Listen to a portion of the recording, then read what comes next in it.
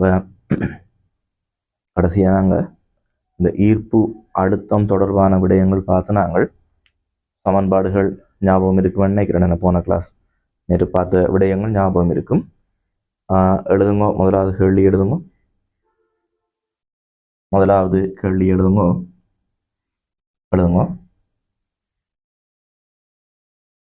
5000 kilometre ஆரையுடைய 5000 kilometre ஆரையுடைய கோளொன்றின்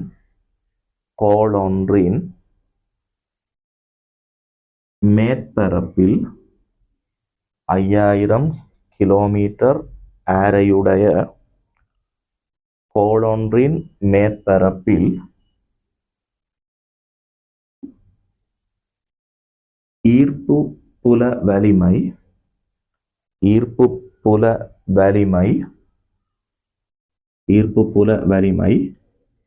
10 Newton per kilogram. Full stop.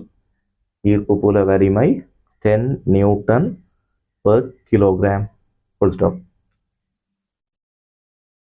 எழுதுவோம். கோளின் மேற்பரப்பிற்கு வெளியே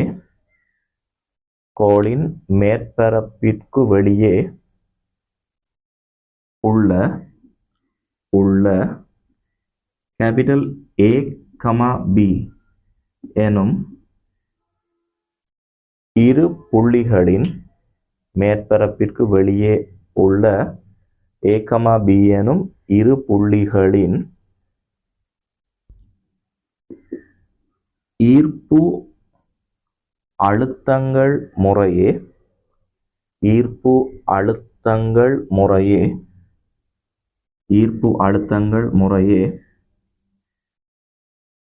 -5 × 10⁶ joule per kilogram, -2.5 × 10⁶ joule per kilogram. ஈர்ப்பு அழுத்தங்கள் முறையே -5 × 10⁶ joule per kilogram, -2.5 × 10⁶ joule per kilogram. Full stop. எழுதுங்க. A, B இனை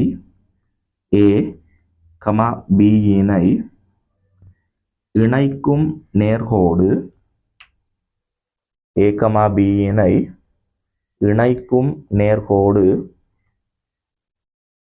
கோளின் மையத்தினூடாக செல்கின்றது எனின்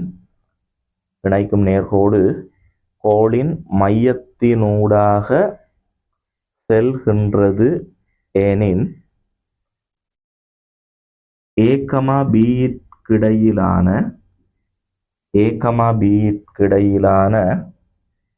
இடைத்தூரத்தை காண்க.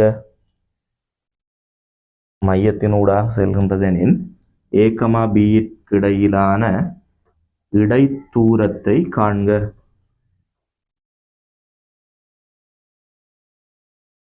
சரி, பாருங்க. கேள்வி என்னண்டா, ஒரு கோள் ஒன்று இருக்குது. அந்த கோளினுடைய ஆரை 5000 கிலோமீட்டர் என்று தாரார்.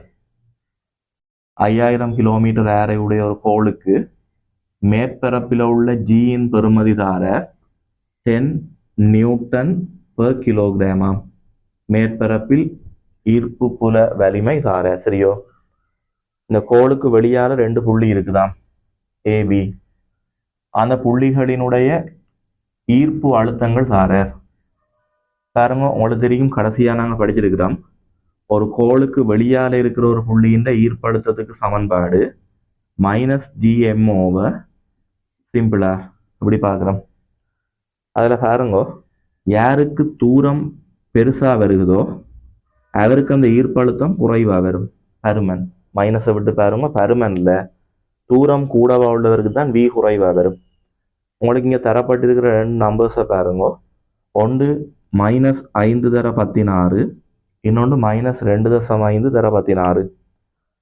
அப்போ அதில் யாருக்கு இது குறைவாக வருகுதோ அதுதான் தூரத்தில் இருக்குது. அப்போ பிக்கு சொல்லப்பட்ட ஈர்ப்பழுத்தம் -2.5 அதுதான் குறைவாக இருக்குது. அப்போ பி தான் தூரத்தில் இருக்க வேணும், ஏ கிட்டவாக இருக்க வேணும். ஆகவே பாருங்க, அந்த கோளுக்கு கிட்டவாக இருக்கக்கூடிய ஒரு புள்ளி ஏ, அந்த கோள்ல இருந்து தூரமாக இருக்கக்கூடிய ஒரு புள்ளி பி. இப்ப ஏபிக்கு இடையில உள்ள இடைத்தூரம் என்னன்றதை கேட்கிறார். ஒரு தரவுதாரர் இந்த ரெண்டு புள்ளிகளை இணைக்கிற நேர்கோடு கோளின் மையத்துக்குள்ளால போகுது என்று சொல்றார். அப்படி என்னன்னு நீங்க வேற இப்படி யோசிக்க வேணாம். இதுல ஒரு புள்ளி இருக்குதே, இங்க ஒரு புள்ளி இருக்குது பி அப்படின்னு யோசிக்கலாம் தானே. அப்படி இல்லையா? அப்படி இல்லையா? இது ரெண்டையும் இணைக்கிற கோடு மையத்துக்குள்ளால போக வேணும் என்று சொல்றார். அப்ப ஏபி இப்படி இல்லை, இதே மாதிரி எடுங்க. சரியோ? சில பேர் நீங்க எப்படி யோசிக்கலாம், ஏபியும் இங்கால இருக்கலாம் தானே என்று. அப்படி வாய்ப்பு இருக்குதான். நீங்க இப்படி எடுத்து ஆன்சர் பண்ணுங்க. சரியோ? அங்காலே இங்கால பி என்றும் யோசிக்கலாம். பரவாயில்ல, எங்களுக்கு ஐடியா என்னன்னு தானே தேவை. சரி, பாருங்க, ஏபி இணைக்கிற கோடு மையத்துக்குள்ளால போகுது. அப்போ இந்த மாதிரி இருக்கிறத எடுத்துக்கொள்வோம். அப்போ நீங்கள் ஃபர்ஸ்ட் இப்போ என்ன செய்யலாமண்டா, இந்த ஏ என்ற புள்ளியின் ஈர்ப்பழுத்தம் தார. சரியோ? நாங்கள் இப்போ என்ன செய்ய வேணுமெண்டா, உண்மையில் இந்த மையத்தில் இருந்து ஏயுக்கான தூரம் என்ன, அது ஒரு ஆர் ஏ என்று வைப்போம். அதே போல் மையத்திலிருந்து பியுக்கான தூரம் என்ன, அது ஒரு ஆர்பி என்று வைப்போம். ஆர்ஏ ஆர்பியை கண்டுபிடிச்சிட்டோம்னா ஏபி கிடைப்பட்ட இடை தூரத்தை சொல்லலாம். அதுக்கு பாருங்க, நாங்கள் ஏ என்ற புள்ளியின் ஈர்ப்பழுத்தம் தெரியுமென்றபடியா சும்மா யோசிப்போம். ஈர்ப்பழுத்தம் தெரியுமென்றால் -gm/rக்கு போய் இப்போ எனக்கு ஏ என்ற புள்ளியின் ஈர்ப்பு அழுத்தம் தெரியும், அந்த புள்ளிக்கான தூரம் தேவைப்படுகிறது. நான் சொல்றேன், ஜிஎம்முக்கு பெருமானம் தெரிஞ்சு அதை கண்டுபிடிக்கலாம். இப்போ இந்த ஜிஎம்மினுடைய பெருமானங்களை கண்டுபிடிக்கத்தான் அவர் மேற்பரப்பிலே ஈர்ப்பு புல வலிமை தாரார். விளங்குதோ? மேற்பரப்பில் இருக்கிற ஈர்ப்பு புல வலிமை தாரார்லோ, அதை பயன்படுத்தி ஃபர்ஸ்டா இந்த ஜிஎம்முக்கு என்ன விட வருமென்றதை கண்டுபிடிப்போம். அப்போ அதுக்கு நாங்கள் முதல் கட்டமாக என்ன செய்வோம், மேற்பரப்பில் ஈர்ப்பு புல வலிமைக்கு சமன்பாட்டை பயன்படுத்துவோம். மேற்பரப்பில் உள்ள ஈர்ப்பு புல வலிமை என்பது இதில் எழுதுனேன். மேற்பரப்பில் உள்ள ஈர்ப்பு புல வலிமை, அதுக்கு சமன்பாடு Gm/R² என்று பார்த்து நாங்கள் ஒரு கோளின் மேற்பரப்பில் ஈர்ப்பு புல வலிமைக்கு சமன்பாடு Gm/R². இப்போ அந்த மேற்பரப்பில் ஜியின் பெறுமதி 10 தார. எங்களுக்கு கேபிட்டல் ஜி கோளின் திணிவு இது ரெண்டும் தெரியாது. கேபிட்டல் ஜி கூட ஏதாவது பாடமாக்கினதை போடலாம், ஆனால் கோளின் திணிவு தெரியாதுல்லோ. அப்போ ஜிஎம் தெரியாது, எம்எம் தெரியாதுன்னு எழுதுவோம். ஜிஎம் தெரியாது. கீழே ஆர் ஆரை பார்த்தீங்கன்னா 5000 கிலோமீட்டர். உண்மையில் 5000 அன்றைக்கு அதில் ஒரு 3 சைவர் வரும். பிறகு கிலோமீட்டரை மீட்டருக்கு மாற்ற இன்னொரு 3 சைவரால் வரைக்கினா மொத்தத்தில் 6 சைவர் வரும். 5000ல் வர ஒரு 3 சைவர், இந்த கேன்றதுக்கு பெறுமதி ஒரு 3 சைவர். அப்போ மொத்தத்தில் மீட்டருக்கு மாற்றினா 5 தர 10/6 வரும். அதனுடைய வர்க்கம் Gm/R². அதிலிருந்து நாங்கள் என்ன செய்யலாம், ஜிஎம்ஐ கண்டுபிடிக்கலாம்.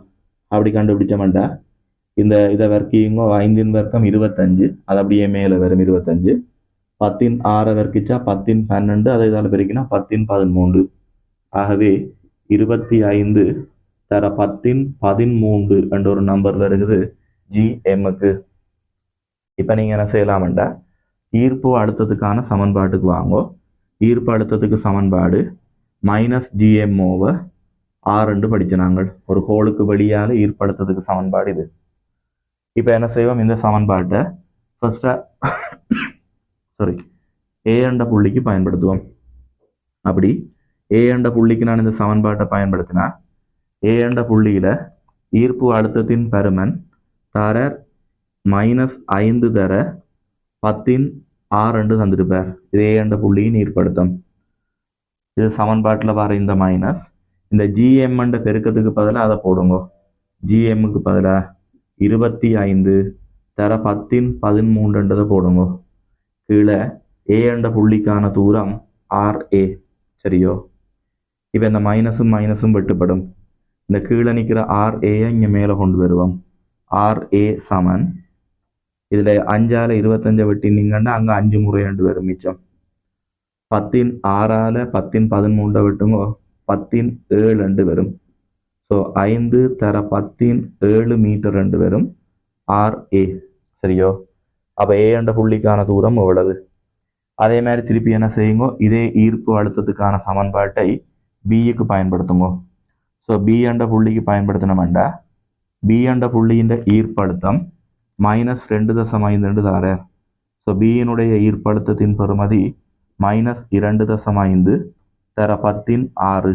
இது பியினுடைய ஈர்ப்பழுத்தம். அது சமன் -gm/r மைனஸ் gm பெருக்கத்துக்கு பதிலாக அந்த நம்பரை போடுங்க. 25 தர 10⁻13. இது gm. கீழே பிக்கான தூரம் RB என்று எடுத்துருக்கிறோம். சுருக்கும்போது மைனஸ் வெட்டுப்படும். இதால் இதை வெட்டினீங்கன்னா 10 முறை, இதால் இதை வெட்ட 10⁻7. அப்போ RBக்கு விட வரப்போகுது 10 தர 10⁻7 வரும். 10 தர 10⁻7 மீட்டர். அப்போ உங்கள்ட்ட கேட்ட கேள்வி இப்போ என்னண்டா A, Bக்கு இடையிலான இடைத்தூரம் அல்லோ. அப்போ நீங்கள் இப்போ கடைசியாக எழுதலாம் என்ன, A, Bக்கு இடையிலான இடைத்தூரம்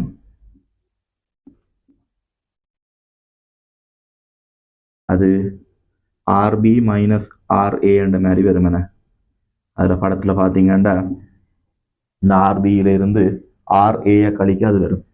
அப்போ அதுக்கான விடை வந்து RB மைனஸ் RA. RBக்கு பெருமானம் இங்கே கண்டிருக்கிறோம் 10 தர 10⁻7 வருகிறது. அப்போ RBயின் பெறுமதி 10 தர 10⁻7. RAயின் பெறுமதி 5 தர 10⁻7. கழிச்சமண்டா மிச்சம் 5 தர 10⁻7 மீட்டர் என்று வரும். இது ABக்கு இடையிலான இடைத்தூரம். வீடியோ போஸ்ட் பண்ணி போட்டு உங்களுக்கு தேவையான அளவு டைம் எடுத்து எழுதிக்கொள்ளுங்க. ரைட்? ஓகே, அதை எழுதிட்டீங்கன்னா ரெண்டாவது கேள்விக்கு வருவோம். எழுதுங்க ரெண்டாவது கேள்வி. எழுதுங்க. கோள் ஒன்றின் மையத்திலிருந்து கோள் ஒன்றின் மையத்திலிருந்து 12,000 கிலோமீட்டர் தூரத்தில் உள்ள 12,000 கிலோமீட்டர் தூரத்தில் உள்ள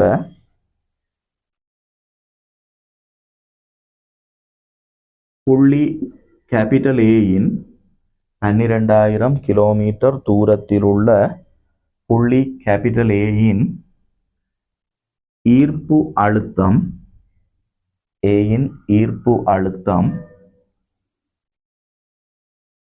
-8 மெகா ஜூல் பெர் கிலோகிராம்.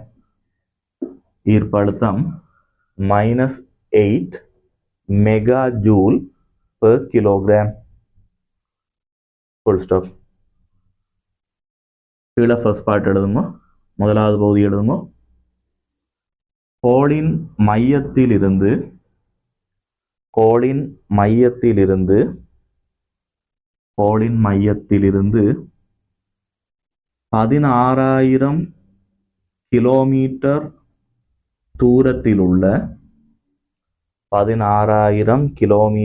தூரத்தில் உள்ள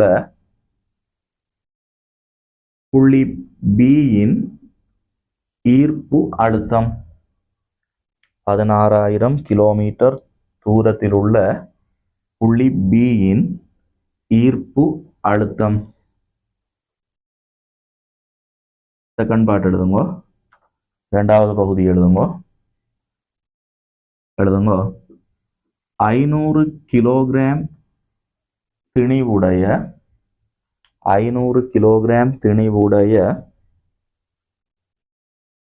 செய்மதி ஒன்றை 500 கிலோகிராம் திணிவுடைய செய்மதி ஒன்றை ஏயிலிருந்து பிக்கு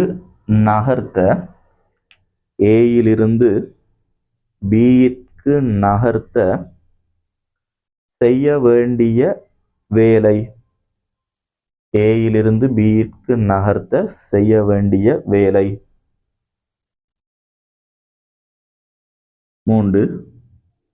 மூன்றாவது எழுதுங்கோ. இச்செயன்முறையில்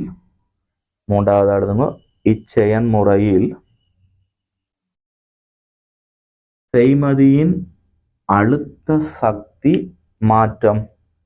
இச்செயன்முறையில் செய்மதியின் அழுத்த சக்தி மாற்றம். சரி, பாருங்க, ஒரு கோள் ஒன்று இருக்குது. அந்த கோளின் மையத்தில இருந்து 12,000 கிலோமீட்டர் தூரத்தில் ஒரு புள்ளி இருக்குதாம், ஏ ஆம். மையத்திலிருந்து 12,000 கிலோமீட்டர்ல ஏ. அதே மாதிரி மையத்திலிருந்து 16,000 கிலோமீட்டர் தூரத்துல ஒரு புள்ளி இருக்குது, பி. உங்களுக்கு ஏயினுடைய ஈர்ப்பு அழுத்தம் தந்திருக்கிறார், -8 மெகா ஜூல் பெர் கிலோகிராம் தாரார். தந்து போட்டு பியின் ஈர்ப்பு அழுத்தம் என்னன்றதை கேட்கிறார். சரி, பாருங்க, ஈர்ப்பு அழுத்தத்துக்கான சமன்பாட்டை எடுத்து பார்த்தோம்னா அது -gm/r. இப்போ இந்த கேள்வியில் நீங்கள் பார்த்தீங்கன்னா உங்களுக்கு விளங்க வேணும், ஏ என்ற புள்ளியை ஆராயும் போதும் இவர்தான் கோள், பி என்ற புள்ளி ஆராயும் போதும் அதே கோள் தான். இங்க கோளினுடைய திணிவு மாற இல்லை, அவ இந்த கேபிட்டல் எம் மாற இல்லை, ஜி மாற போறது இல்லை. அப்படின்னா நாங்கள் இப்படி வந்துடலாம்னு நினைக்கிறேன், ஈர்ப்பு அழுத்தம் தூரத்துக்கு நேர் மாறு விகித சமன். இந்த ஒரு ஐடியாவுக்குள்ளாலே நாங்கள் என்ன செய்யலாம், அந்த விடைக்கு வரலாம்னு நினைக்கிறேன். அப்போ ஃபர்ஸ்ட் பார்ட்டுக்கு நான் அப்படி வர போகிறேன். அதாவது முதலாவது பகுதிக்கு நாங்கள் வருவோம், ஈர்ப்பு அழுத்தம் தூரத்துக்கு நேர் மாறு விகித சமன் என்ற ஐடியாவை பயன்படுத்துவோம். சரியோ? அப்போ நாங்கள் என்ன செய்வோம்னா ஃபர்ஸ்ட்டாக இதை நான் இந்த புள்ளிக்கு பயன்படுத்துகிறேன். ஏ என்ற புள்ளிக்கு நான் இதை பயன்படுத்தினேன்டா, ஏ என்ற புள்ளியின் ஈர்ப்பழுத்தம் அவர் தாரார். ஃபர்ஸ்ட்டாக நான் இதை பயன்படுத்துறது ஏ எனும் புள்ளிக்கு முதல்ல பயன்படுத்துகிறேன். ஏ என்ற புள்ளியில் அந்த ஈர்ப்பு அழுத்தம் உங்களுக்கு தரப்படுகிறது -8 மெகா ஜூல் பெர் கிலோகிராம். மெகாண்டா 16, அங்கால வர ஜூல் பெர் கிலோகிராம் அது அலகு. சரியோ? நீங்கள் பாருங்க, -8 மெகா ஜூல் பெர் கிலோகிராம் இல்லை தாரார். இந்த மெகான்றது பெருமானம், 16 இது அலகு. சரியோ? அவ 8 தர 16 தான் அந்த புள்ளியின் ஈர்ப்பழுத்தம். அந்த புள்ளிக்கான தூரம் எவ்வளவுன்னு பார்த்தால் 12,000 கிலோமீட்டர். 12,000 பிறகு கிலோமீட்டரா மாற்ற இன்னொரு 1000 இருக்க வேணும். ஸோ 12 தர 10 வரும். இது ஒரு முடிவு. அதே மாதிரி அதே தொடர்பை பி என்ற புள்ளிக்கு பயன்படுத்துவோம். பி என்ற புள்ளியினுடைய ஈர்ப்பு அழுத்தம் உங்களுக்கு தெரியாது, அதை நாங்கள் ஒரு விபி என்று வைப்போம். பியினுடைய ஈர்ப்பழுத்தம் விபி. அந்த புள்ளிக்கான தூரம் எவ்வளோ வேண்டாம், 16,000 கிலோமீட்டர். அப்போ அந்த புள்ளியின் தூரம் 16,000 கிலோமீட்டர். அதை மீட்டராக மாற்ற இன்னொரு 13 பெருக்க வேணும். அப்போ இப்படி வரும் 12 தர 16. இப்போ என்ன செய்வோம், 1 2 பிரிப்போம். அப்படி 1 2 பிரிக்கும் போது இடது பக்கம் இதன் கீழ் 2 வரும், -8 தர 16 கீழ் விபி என்று வரும். நேர்விகித சமன் பிரிவடைக்க சமனா மாறும். வலது பக்கம் இந்த 16 வெட்டுப்பட்டு இந்த 16 மேலே வரும், 16 கீழ் 12 என்று வரும். இப்போ இந்த 8 16 வெட்டுங்க 2 முறை என்று வரும். 8 16 வெட்ட 2 முறை. அந்த 2 இதை வெட்டினீங்கன்னா 6, அதை இங்கே கொண்டு வந்தா பிபிக்கு விட வரும் -6 தர 16 ஜூல் பெர் கிலோகிராம் என்று வரும். ஸோ பியினுடைய ஈர்ப்பழுத்தத்தை கண்டுபிடிக்கிறோம், -6 தர 16 ஜூல் பெர் கிலோகிராம். ஸோ விபியை கண்டாச்சு. இப்போ அடுத்தது அவங்கள்ட்ட என்ன கேட்குறாருண்டா, அடுத்தது அவங்கள்ட்ட கேட்குறார், ஒரு செய்மதி, ஒரு சேட்டலைட் ஒன்றை ஏயில இருந்து பிக்கு கொண்டு போறாராம். அப்போ இங்கே இருக்கிற ஒரு 500 கிலோகிராம் செய்மதியை அவர் வேறொரு புள்ளி பியை நோக்கி கொண்டு போறார். அதுக்கு எவ்வளவு வேலை செய்ய வேணும் என்று கேட்கிறார். அப்போ அதை நாங்கள் படித்த நாங்கள் ஈர்ப்பு புலத்தில் ஏதாவது ரெண்டு புள்ளிகளுக்கு இடையில ஒரு திணிவை நகர்த்துவதற்கான வேலைக்கு சமன்பாடு நாங்கள் படித்த நாங்கள் இறுதி புள்ளியினுடைய ஈர்ப்பு அழுத்தம் சய ஆரம்ப புள்ளியினுடைய ஈர்ப்பு அழுத்தம் தர கொண்டு போகிற திணிவண்டு பார்த்து நாங்கள். அப்போ இங்கே இறுதியாக வர புள்ளி பி. அப்போ நீங்கள் என்ன செய்யணுமெண்டா பி என்ற புள்ளியினுடைய ஈர்ப்பு அழுத்தத்தில் இருந்து ஆரம்ப புள்ளி ஏயின் ஈர்ப்பு அழுத்தத்தை கழித்து கொண்டு போகிற திணிவு எம்மால பெருக்குங்கோ. அப்போ அந்த இறுதி புள்ளியினுடைய ஈர்ப்பழுத்தம் இங்கே நீங்கள் கண்டு வச்சிருக்கிறீங்க -6 தர 10 பியினுடைய ஈர்ப்பு அழுத்தம் -6 தர 10 சய ஏயினுடைய ஈர்ப்பழுத்தம் அவர் கேள்வியிலே தந்தவர் 8 தர 16 -8 தர 16 இதை கழித்து கொண்டு போகிற திணிவால பெருக்கணும். கொண்டு போகிற திணிவு எவ்வளோ வேண்டாம் 500 கிலோகிராம் செய்மதியை தான் நகர்த்துறார். ஆகவே இதை நீங்கள் பார்த்தீங்கன்னா இதில் மைனஸ் இன்ட்டு மைனஸ் ப்ளஸ்ஸாக மாறும் +8 வரும். +8ஓட -6 சேர்ந்தால் +2 வரும்.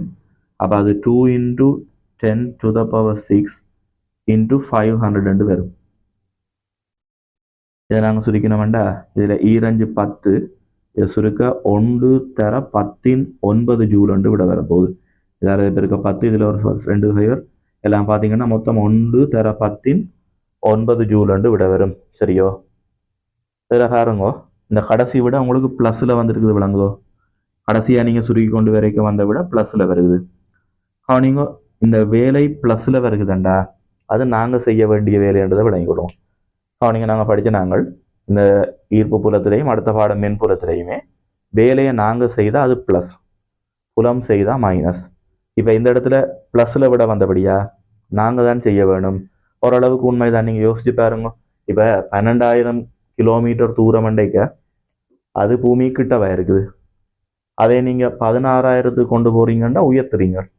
அப்போ கீழே சிம்பிளாக சொன்னால் இப்போ கீழே இருக்கிற ஒரு பொருளை பூமி கிட்டவா இருக்கிற ஒரு பொருளை பூமியை விட்டு கொஞ்சம் தள்ளி கொண்டு போகணுமெண்டா மேலே தூக்குறவன்ட்டு அர்த்தம். யோசிச்சு பாருங்க. நீங்கள் ஒரு பொருளை மேலே தூக்க தூக்க தூக்க பூமியை விட்டு கீழே நிற்கிற பூமியை விட்டு உயர்த்துறீங்களே என்ன. அப்போ உயர்த்தைக்குள்ளே என்ன நடக்குமெண்டா அதுக்கு நீங்கள் தான் வேலை செய்யணும். கீழே நின்று மேலே தூக்குறதுக்கு நீங்கள் தான் வேலை செய்யணும். அதுதான் அதுவும் சொல்லுது. 12,000 16,000 கொண்டு போகிறா இவ்வளோ வேலையை நீ தான் செய்யணுமெண்டு அது சொல்லுது. விளங்குதா? ஓ, அடுத்தது இங்கே பாருங்கோ. நீங்கள் இப்போ எவ்வளவு வேலையை செய்யக்குள்ள நீங்கள் செய்கிற வேலை தான் என்ன செய்யுமெண்டா அழுத்த சக்தியை கூட்டி கொண்டு போகும். எப்போவுமே வேலை தான் அழுத்த சக்தியாக மாற பார்க்கும். அப்போ நாங்கள் இப்போ இதில் எவ்வளவு வேலையை செய்தோம்டா அவ்வளவும் என்ன செய்யும் அதன் அழுத்த சக்தியை அதிகரிக்கும். இப்போ கொஞ்ச நேரத்துக்கு முதல்ல நான் சொன்னேனே நேற்று நம்ம கிளாஸில் பாருங்க இதில் ஒரு திணிவுடைய பொருள்ண்டா அதுக்கு நிறைய எம்ஜி கீழே தாக்கும். சரியோ? அதை நீங்கள் மேலே உயர்த்தணுமெண்டா குறைந்தபட்சம் எம்ஜிக்கு சமனான விசை கொடுக்கணும். அப்படி எம்ஜிக்கு சமனான விசையை கொடுத்து கொண்டு இதை நீங்கள் ஒரு h தூரம் மேலே தூக்கினா நீங்கள் செய்த வேலைன்றது விசை தர அசைந்த தூரம். விசை எம்ஜி, அசைந்த தூரம் h. அப்போ நீங்கள் செய்த வேலை mgh. நீங்கள் எவ்வளவு வேலையை செய்கிறீங்களோ அவ்வளோத்தால அழுத்த சக்தி கூடும், அவ்வளோ அழுத்த சக்தியை அதிகரிக்கும். அப்போ எந்த இடத்துல நீங்கள் எவ்வளவு வேலையை செய்தீங்கண்டா நீங்கள் செய்த வேலை தான் அழுத்த சக்தி மாற்றத்துக்கு காரணமாக அமையும் என்றதை விளங்கிக் கொள்ளுங்க. சரியோ? ஆகவே இப்போ உங்கள்கிட்ட கடைசியாக 3ஆவதாக கேட்குறாரு என்ன, இந்த செயல்முறையில் இந்த செய்மதியின் அழுத்த சக்தி மாற்றம் எவ்வளவுன்றதை கேட்குறார். கவனிங்க, அந்த அழுத்த சக்தி மாற்றத்தை நான் 3ஆவது இதில் எழுதுறேன். பொதுவாக இப்படி ஒரு குறியீட்டில் எழுதலாம் டெல்டா பிஇ. கவனிங்க, பிஇ என்ற பொட்டன்ஷியல் எனர்ஜி அழுத்த சக்தி, டெல்டான்னு சொன்னால் மாற்றம். ஸோ அழுத்த சக்தி மாற்றம். சரியோ? எப்போவுமே கவனிங்க அழுத்த சக்தி மாற்றம் செய்யப்பட்ட வேலைக்கு சமனாக இருக்கும். நீங்கள் எவ்வளவு வேலை செய்கிறீங்களோ அவ்வளோத்தால் அழுத்த சக்தி மாறும். அப்போ அழுத்த சக்தி மாற்றம் என்னென்னு கேட்டால் கண்ணை மூடிக்கொண்டு அது செய்த வேலைக்கு சமனன்று எழுதி விடுங்க. செய்த வேலைக்கு சமனன்று எழுதி விடுங்க. அப்போ இப்போ நீங்கள் செய்த வேலைக்கு விட வந்திருக்குது 1 தர 19 வருகுது. அப்போ அழுத்த சக்தி மாற்றத்துக்கு விடையும் 1 தர 19, இந்த வேலைக்கு வந்த விடை 1 தர 19. ஆகவே அழுத்த சக்தி மாற்றம் 1 தர 19 ஜூல் என்று வரும். சரியோ? ப்ளஸ் 1 தர 19 ஜூல். நீங்கள் பாருங்க, இந்த டெல்டா ஒன்றுக்கான விடை ப்ளஸில் வருமா இருந்தால் பொதுவாக கவனிங்க டெல்டான்ற குறியீடு மாற்றம் என்ற பொருள்படும். சரியோ? மாற்றம் ப்ளஸில் வந்தால் அதை அதிகரிச்சிருக்குது என்ற அர்த்தம். மாற்றம் மைனஸில் வந்தால் குறையுதுன்ற அர்த்தம்.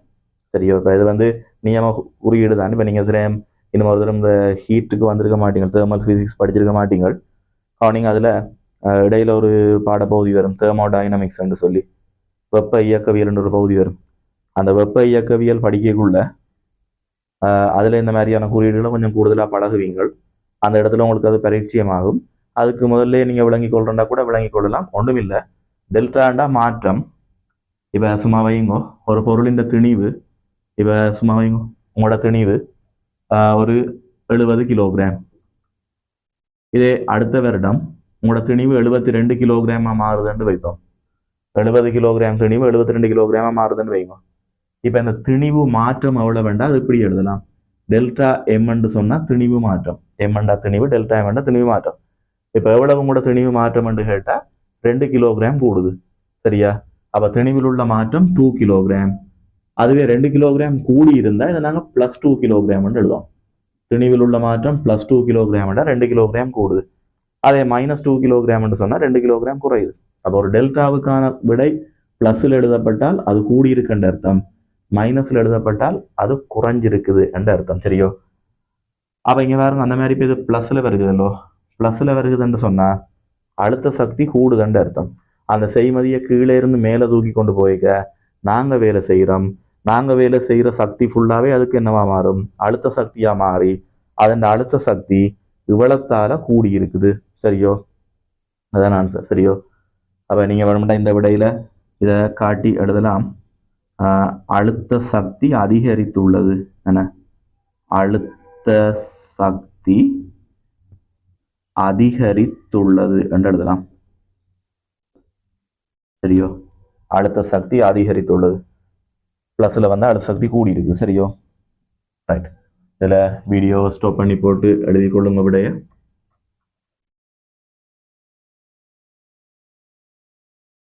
ரைட். பாருங்க, விடைய எழுதியிருப்பீங்கன்னு நினைக்கிறேன். இதில் இப்போ நீங்கள் இந்த A என்ற புள்ளியிலிருந்து B என்ற புள்ளிக்கு இந்த செய்மதியை கொண்டு வர்றதுக்கு எவ்வளவு வேலை செய்யணும்னு கேட்டதுக்கு விட இப்படி வருதல்லோ, 1×10⁹ ஜூல் வருதல்லோ. காணிங்கோ, இந்த வேலையை அது நகர்த்துறதுக்கான இந்த வேலை யோசிச்சு பாருங்க. அந்த செய்மதி எந்த பாதையால கொண்டு செல்லப்பட்டதுன்ற பாதையில தங்கி இருக்கான்னு யோசிச்சு பாருங்க. இதில் நாங்கள் என்னத்தை கணிச்சு, நாங்கள் இறுதி அழுத்தம் ஆரம்ப அழுத்தம் கொண்டு போற திணிவண்டு தான் பெருக்கினாங்க. ஸோ இங்கே பாருங்க, இந்த வேலைக்கான விடை இது எந்த பாதையில கொண்டு செல்லப்படுதுன்றதுல தங்கி இருக்காது. அப்படி என்று சொன்னால் அதன் விளக்கம் நீங்க எப்படி கொண்டு போனாலும் சரி, வேற ஏதாவது பாதையில கொண்டு போனாலும் சரி, ஒரே மாதிரி தான் முடிவு வரும். இதை நீங்க வேற எங்கேயாவது வளைச்சு கொண்டு போனாலும் சரி, வேலைக்கு ஆன்சர் அதே தான். சரியோ? அப்ப நீங்க கீழே ஒரு பாயிண்ட் ஃபார்முலா எழுதி விடுங்க. கீழே ஒரு பாயிண்ட் ஃபார்முலா எழுதுங்க. ஈர்ப்பு புலத்தில்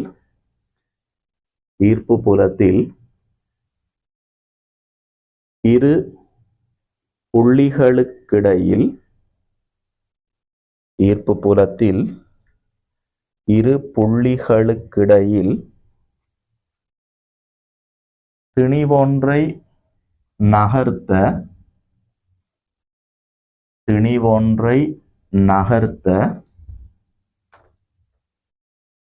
செய்யப்படும் வேலை, திணிவொன்றை நகர்த்த செய்யப்படும் வேலை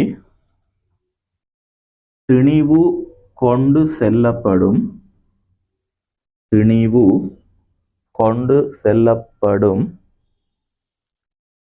பாதையில் தங்கி இராது. திணிவு கொண்டு செல்லப்படும் பாதையில் தங்கி இராது.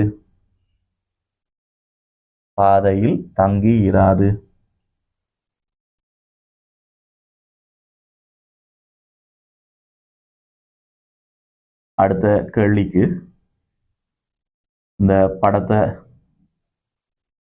வரையுங்க. அடுத்த கேள்விக்காக இதுல வந்து ஒரு கோள், இது ஒரு கோள். அந்த கோளின் காரணமான ஈர்ப்பு அழுத்தம் V தூரத்தோட எப்படி மாறுது என்றதுக்கு ஒரு கிராஃப் வரைய போறோம். சரியோ? பாருங்க, ஒரு கோளின் காரணமான ஈர்ப்பு அழுத்தம் உங்களுக்கு தெரிய வேணும், எப்பவுமே மைனஸ்லாம் வரும். ஒரு கோளினால் உருவாக்கப்படுகின்ற ஈர்ப்பு அழுத்தம் எப்போதும் மைனஸில் வருமென்றதால நான் அந்த ஈர்ப்பழுத்தத்தின் ப்ளஸ் அச்சுக்கு பெரிய முக்கியத்துவம் கொடுக்கல. பாருங்க அந்த வையச்சில் பாருங்க, 0க்கு மேலே உள்ளது ப்ளஸ், அதை நான் பெருசாக நீட்டையில். என் ஈர்ப்பழுத்தம் எப்பவுமே மைனஸ் நம்பர், மைனஸ் அச்சு தான் நீட்டி இருக்கிறேன். சரியோ? அடுத்தது கவனிங்கோ, கோளுக்கு வெளியால ஈர்ப்பழுத்தத்துக்கு சமன்பாடு V சமன் -Gm/R. அதுல தூரம் R கூட கூட ஈர்ப்பழுத்தம் குறையும். அவ நீங்க இதுல இருந்து இங்கால போக போக என்ன நடக்குமெண்டா அந்த ஈர்ப்பழுத்தம் குறைஞ்சு கொண்டு வரும். ஸோ கிட்டத்தட்ட எப்படி குறையுமென்று பார்த்தா இப்படி ஒரு கிராஃபுக்கு அமைய குறைஞ்சு கொண்டு வரும். மைனஸ் பெருமானம், ஆனால் ஆர் கூட கூட இந்த பருமன் குறைஞ்சு கொண்டு வரும். சரியோ? அப்போ இந்த கோளின் காரணமான ஈர்ப்பழுத்தம் வையச்சில் ஈர்ப்பழுத்தம் குறிக்கிறேன். ஆனால் அது என்ன அலகில் குறிக்கிறேன்டா மெகா ஜூல் பெர் கிலோகிராம். சரியோ? இந்த அலகில் இருக்குது. மெகாண்டா 10⁶ ஜூல் பெர் கிலோகிராம். எக்ஸாக்டில் கவனிங்க, தூரம் குறிக்கப்படுகிறது. அதில் இப்படி எழுதுறேன், தர 1000 கிலோமீட்டர். கவனிங்க இப்படி எழுதுனா இந்த விளக்கம் என்னண்டா, இதில் நான் வையச்சில் என்ன நம்பரை குறிக்கிறேனோ அதை நீங்கள் 1000ஆல் பெருக்கி கிலோமீட்டரில் பார்க்க வேணும். அதை விளங்கு தானே? அவ பாருங்க, இப்போ இதில் சுமார் உதாரணத்துக்கு ஒரு 2 புள்ளிகளை நான் இப்போ காட்டுறேன்னு பாருங்க. இதில் இந்த புள்ளிக்கான தூரம் ஒரு இதில் 4 எழுதுறேன்னுண்டா 4 எழுதினா அதன் விளக்கம் என்னண்டா அது வெறும் 4 இல்லை, 4000 கிலோமீட்டர். அதாவது இந்த கோளின் மையத்தில் இருந்து 4000 கிலோமீட்டர் தூரத்தில் ஒரு புள்ளி இருக்குது. சரி, அந்த புள்ளியை இங்கே எக்ஸ் என்று வைக்கிறேன். அதே போல இந்த இடத்துக்கு நேராக நான் ஒரு 5 எழுதினேன்டா அப்போ இந்த புள்ளி வந்து 5000 கிலோமீட்டர் தூரத்தில் இருக்குது. 5000 கிலோமீட்டர் தூரத்தில் இதில் இருக்கிற புள்ளியை சுமார் y என்று வைப்போம். இதில் பாருங்க, உங்களுக்கு 4000 கிலோமீட்டர் தூரத்தில் இருக்கிற அந்த புள்ளியின் ஈர்ப்பு அழுத்தம் உங்களுக்கு தாரார் ஒரு -20 என்று தாரார். -20 என்று சொன்ன இந்த விளக்கம் வெறும் -20 இல்லை, -20 மெகா ஜூல் பெர் கிலோகிராம். சரிதானே? ரெண்டா -20 × 10⁶ அந்த மாதிரி வரும். சரியோ? வையினுடைய ஈர்ப்பழுத்தம் எவ்வளவுன்னு உங்களுக்கு தரையில்லை. ரைட். இப்போ நீங்கள் என்ன செய்யுங்க, அடுத்த கேள்விக்கு இந்த படத்தை வரையுங்க. வீடியோ போஸ்ட் பண்ணி போட்டு வரையுங்க. ஓகே, வரைஞ்சிட்டீங்க. கேள்வி எழுதுங்க பார்ப்போம். நான் சொல்றது கேள்வி எழுதுங்க. கோளொன்றின் காரணமான, படத்தை வரைஞ்சிட்டீங்க, படத்தை வரைஞ்சி போட்டு தான் கேள்வி எழுதுங்க. கோளொன்றின் காரணமான ஈர்ப்பு அழுத்தத்தின், கோளொன்றின் காரணமான ஈர்ப்பு அழுத்தத்தின் தூரத்துடனான மாறல், ஈர்ப்பு அழுத்தத்தின் தூரத்துடனான மாறல் காட்டப்பட்டுள்ளது. காட்டப்பட்டுள்ளது. தூரத்துடனான மாறல் காட்டப்பட்டுள்ளது. கீழே ஃபர்ஸ்ட் பார்ட் எழுதுங்க. கீழே முதலாவது பகுதி எழுதுங்க. எழுதுங்க. கோளின் மையத்திலிருந்து, கோளின் மையத்திலிருந்து, கோளின் மையத்திலிருந்து 5000 கிலோமீட்டர் தூரத்தில் உள்ள, 5000 கிலோமீட்டர் தூரத்தில் உள்ள புள்ளி வையின், புள்ளி வையின் ஈர்ப்பு அழுத்தம், 5000 கிலோமீட்டர் தூரத்தில் உள்ள புள்ளி வையின் ஈர்ப்பு அழுத்தம். இரண்டாவது பகுதி எழுதுங்க. இரண்டாவது பகுதி எழுதுங்க. 800 கிலோகிராம் திணிவுடைய, 800 கிலோகிராம் திணிவுடைய உபகோள் ஒன்றை, உபகோள் ஒன்றை, இந்த உபகோள்ன்றதும் கிட்டத்தட்ட செய்மதி என்ற கருத்து தான் வரும் இதுக்குள்ள. உபகோள் ஒன்றை வையிலிருந்து எக்ஸிற்கு நகர்த்த, வையிலிருந்து எக்ஸிற்கு நகர்த்த செய்ய வேண்டிய வேலை, வையிலிருந்து எக்ஸிற்கு நகர்த்த செய்ய வேண்டிய வேலை. மூன்றாவது எழுதுங்க. இச்செயன்முறையில்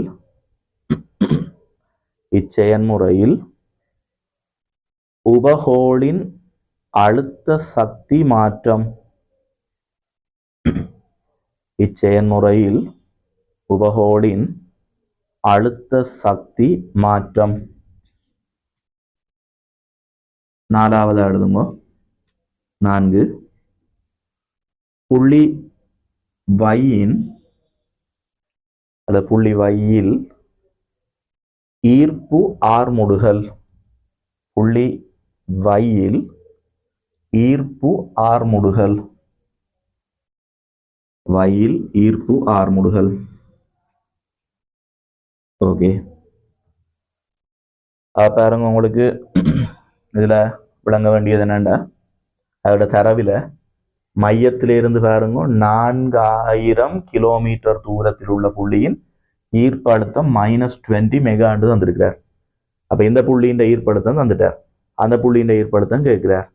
அவ ஃபர்ஸ்ட் பார்ட்டுக்கு நீங்க என்ன செய்யலாம்னா, இதுக்கு முதல் கேள்வியில செய்த மாதிரியே வரலாம். என்னண்டு, ஈர்ப்பு அழுத்தம் தூரத்துக்கு நேர் மாறு விகித சமன். இந்த ஐடியாவை பயன்படுத்துவீங்க. இதை எக்ஸுக்கு ஒரு தடவை வைக்கு ஒரு தடவை பயன்படுத்துங்க. ஃபர்ஸ்ட் நான் இதை எக்ஸ் என்ற புள்ளிக்கு பயன்படுத்தினேன்டா, எக்ஸ் என்ற புள்ளியின் ஈர்ப்பழுத்தம் அது -20 மெகா. என எக்ஸினுடைய ஈர்ப்பழுத்தம் -20 மெகா. மெகாண்டா 16. எக்ஸ் என்ற புள்ளிக்கான தூரம் 4000 கிலோமீட்டர். மீட்டருக்கு மாற்ற இன்னொரு 1000 அளவிற்கு இப்படி வரும். இது ஒரு முடிவு. இதே மாதிரி அடுத்தது என்ன செய்வீங்க, வைக்கு பயன்படுத்துவீங்க. வை என்ற புள்ளியினுடைய ஈர்ப்பு அழுத்தம் என்னன்னு கேட்டால் அதுதான் தெரியாது. ஸோ வையின் ஈர்ப்பழுத்தத்தை வை என்று வைப்போம். வை என்ற புள்ளிக்கான தூரம் எவ்வளவுண்டா 5000 கிலோமீட்டர். 5 × 10⁻⁶. இது நாங்கள் எழுதக்கூடிய 2வது முடிவு. இனி என்ன செய்யுங்க, முதல் மாதிரி 1 2ஆல பிரியுங்க. அப்படி 1 2ஆல பிரிச்சிங்கண்டா உங்களுக்கு ஆன்சர் வரும். இதுல இதன் கீழ் இது மேல வந்து சுருக்க வைக்கு விட வரும் -16 × 10⁻⁶ வரும் ஜூல் பெர் கிலோகிராம். இதுக்கு முதல் கேள்வியில பிரிச்ச மாதிரி பிரியுங்க. பிரிக்க வையினுடைய ஈர்ப்பழுத்தம் வந்துடும். சரி, அதுக்கு பிறகு என்ன கேட்டிருப்பாருண்டா, ஒரு செய்மதிய வையில இருந்து எக்ஸுக்கு கொண்டு வரதா கேட்டிருப்பார். வையிலிருந்து எக்ஸுக்கு கொண்டு வரதுக்கு எவ்வளவு வேலை செய்யணும்னு கேட்கிறார். அப்ப அதுக்கு நாங்கள் என்ன செய்யலாம்டா, வேலைக்கான சமன்பாட்டை பயன்படுத்துவோம். செகண்ட் பார்ட், வேலைக்கான சமன்பாடு எப்படி வரும்டா, இறுதி அழுத்தம் ஆரம்ப அழுத்தம் தர கொண்டு போறது.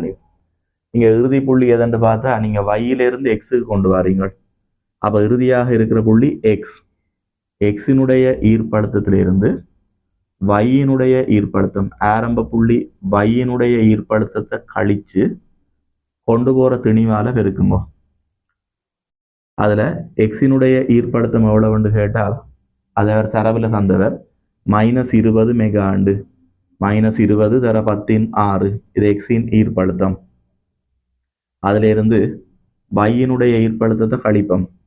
வையினுடைய ஈர்ப்பழுத்தம் எவ்வளவுன்னு பார்த்தா அது இப்ப நாங்க கண்டனாங்கள் -16 × 10⁻⁶. அதை கழிச்சு அதை நீங்க கொண்டு போற திணிவால பெருக்கணும். கொண்டு போற திணிவு எவ்வளவுன்னு பார்த்தா அது 800 கிலோகிராம். கொண்டு போற திணிவு 800 இருக்கும். அப்ப இதை நாங்கள் சுருக்கும் போது பார்த்தீங்கன்னா இதுல -⁻⁻+16 வரும். ஆனா இது -20.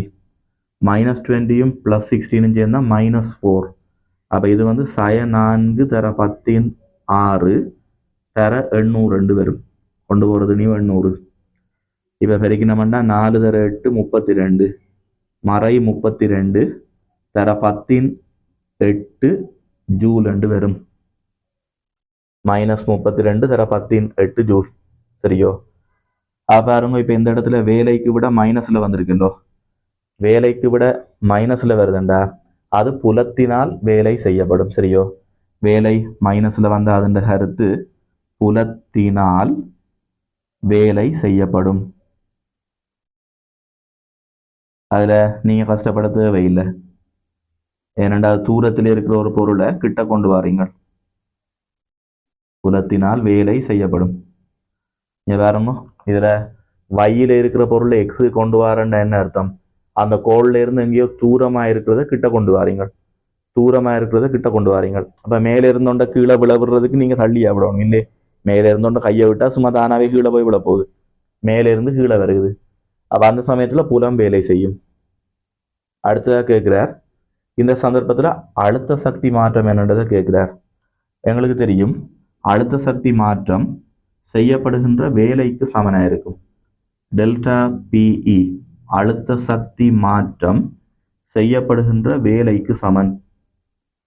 இங்க செய்யப்பட்ட வேலைக்கு விட வந்திருக்குது, மைனஸ்ல வந்திருக்குது. அதை அப்படியே கொண்டு எழுதுங்க. அழுத்த சக்தி மாற்றம் வேலைக்கு வந்த விட அப்படியே எழுதுங்க. வேலைக்கு வந்த விட -32/18 ஜூல்.